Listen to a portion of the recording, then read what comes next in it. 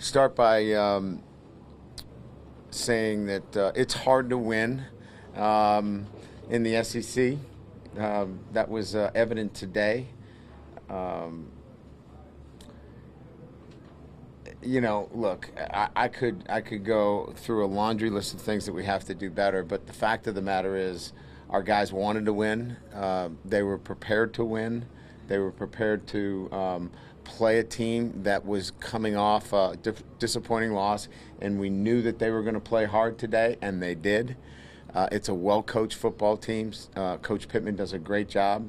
I thought Barry Odom was called a great game defensively. Their team was prepared, and they were a great challenge for us today. But we found a way to win on the road, and that's really what this is about in terms of when you play in a league like this, and in particular the SEC West, find a way to win. And that's what I'm proud of. I'm proud of our guys having the mental toughness to battle and find a way to win a football game when we were challenged the way we were today. So, that's kind of my takeaway. I'm not sitting here disappointed. I am excited that we won the football game in a very difficult environment where a team was coming off, and our guys knew that. We're in a different realm now. We're being hunted, and we're going to get everybody's best shot, and they understand that.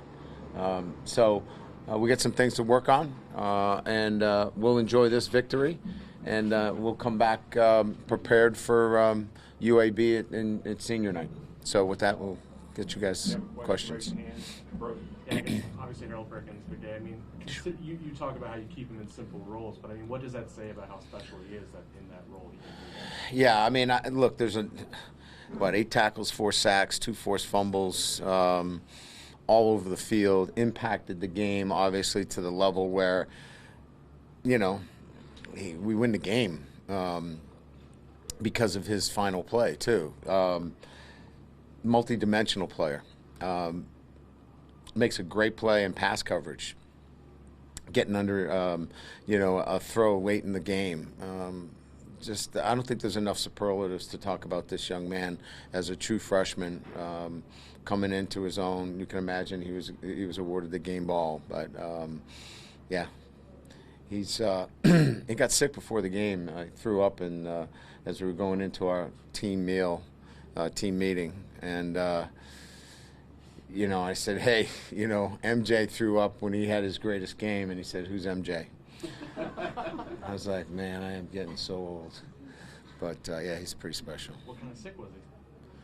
It flew. Yeah, no problem. 4 sacks. Koki, you have a question? Yeah.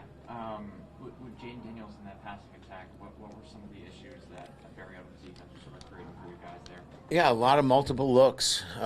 He was hesitant. He just didn't have that aggressiveness that he needed, and he wasn't sure at some of the things. So that's we got to do a better job coaching him, and he's got to be more assertive. And they did a lot of things defensively that I thought were really good.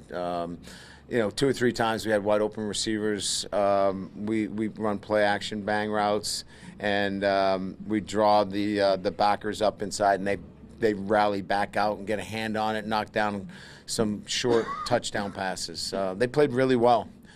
So we've got to get better at coaching the position, and they did a really good job defensively. All season you've kind of been saying that Harold Perkins has these points of growth that we haven't seen. So what areas have you seen him grow to have a game like this?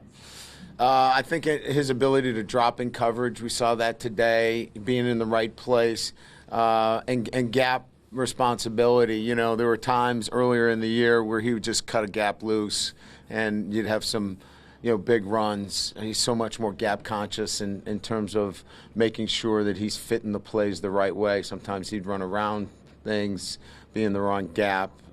Just, that trust factor is really big now. Rap. Fine, to win a game like this, you've come so far, and it looks like, well, everything's just going to work out for you, but it kind of illustrates your team is still growing, right? I mean, oh yeah, but it's look, you still have to find ways to make plays and win these games at the end.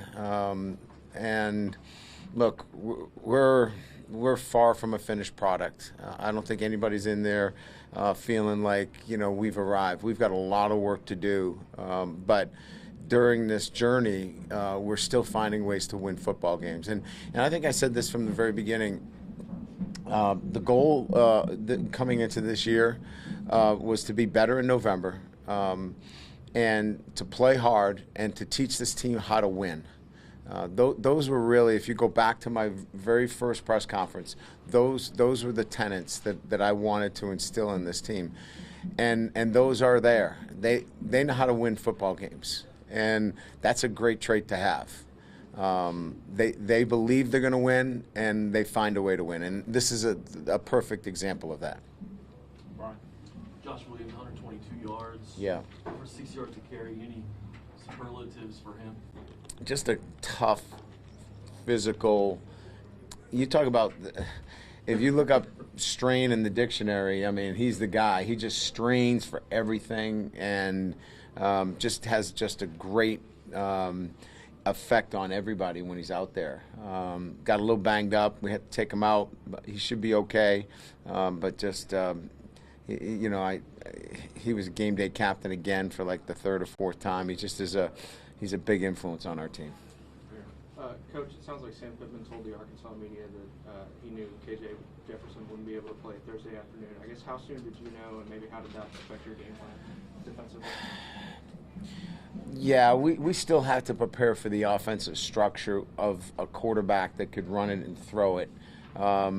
So it didn't really affect it that much. We kind of had to prepare as if he was playing, and then if the backup played, we were ready.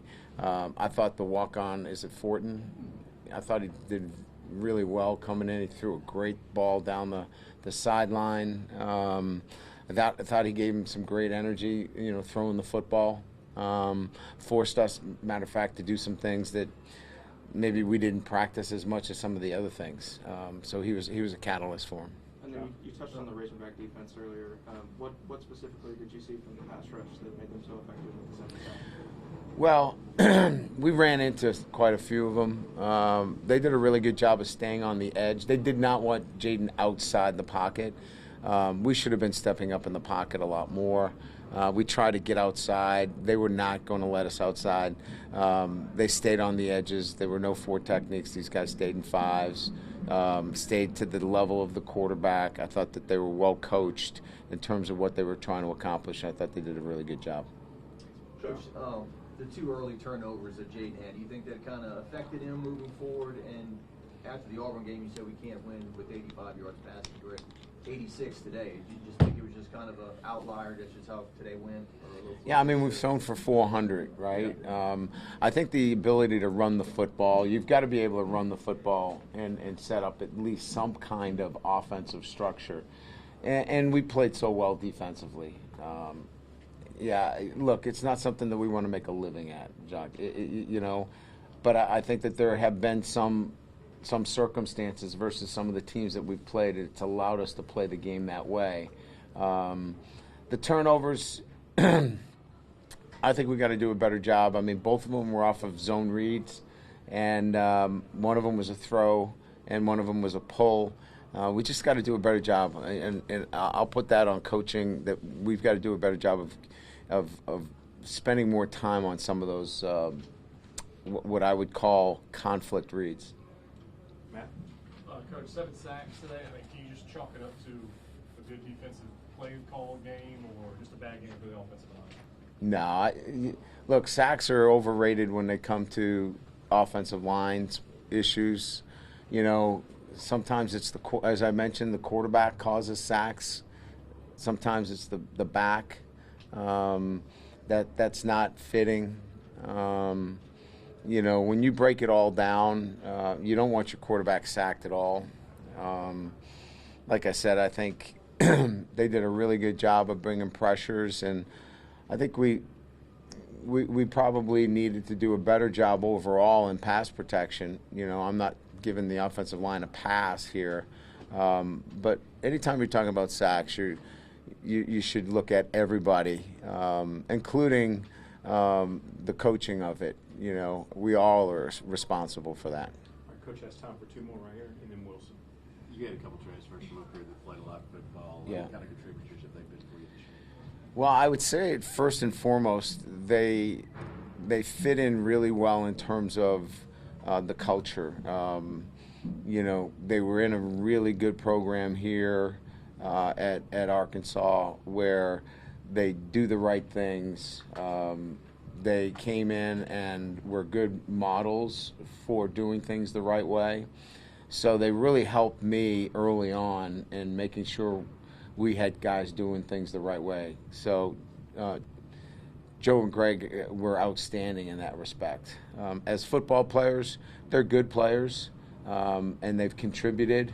But I would say that their contributions were as important off the field as they were on the field. Wilson.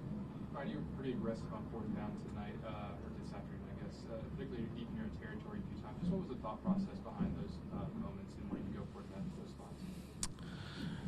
Well, I think you know I use analytics, you know, in making some of those calls. But today, for example, I punted on 4th and 1 late in the game. I think it was about 2 minutes or so left in the game. That was a go analytically to go for that. I chose not to. They were out of timeouts. I thought that we were playing better defense than we were offense. Felt like it was the wise thing. We had a bad snap and a poor kick resulted. We got a good break. The ball stayed in bounds. We got decent field position, got the subsequent turnover. So it ended up being the right decision. So sometimes it's a gut feeling, and sometimes I use analytics to make those decisions.